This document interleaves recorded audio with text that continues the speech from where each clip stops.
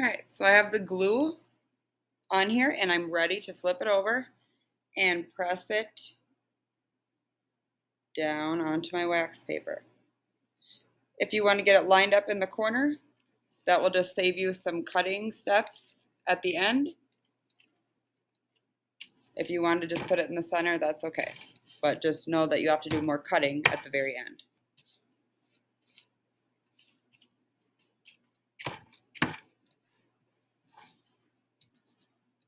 Try not to get any glue on this side. And if you do, just wipe it off. Cool. Then I am going to flip this over. And you can see all the wet spots where the glue is and everything.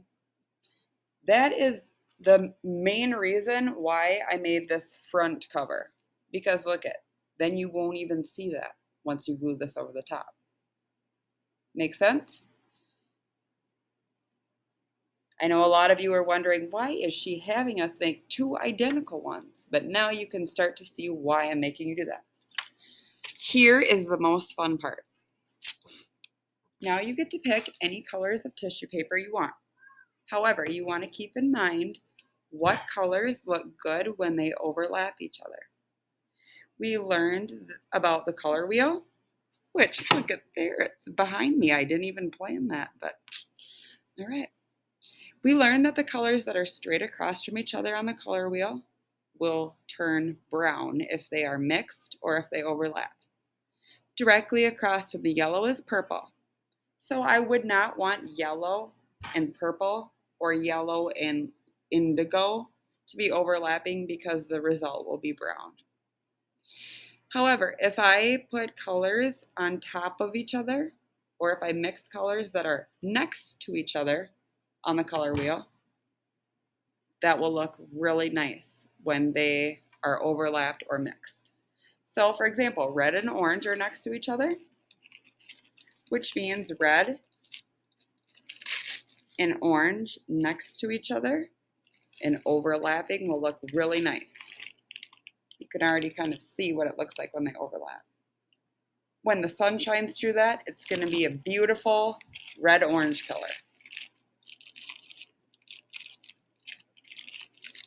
Guess you can't see it so much from this side. So then you are going to place your tissue paper on the wax paper. You mainly have to be concerned about getting all these clear areas filled up with tissue paper over all the clear areas where you cut shapes out. Before you set them down, you need to use this stuff called Mod Podge. It's like glue, but it's more watery, and it's going to make this look really nice and see-through so the sun can shine through it.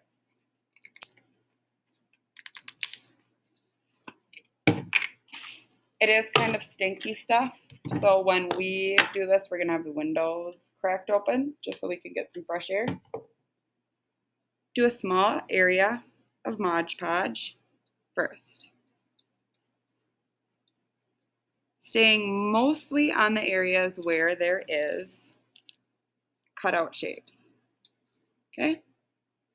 Then you take a little Mod Podge, go over the top.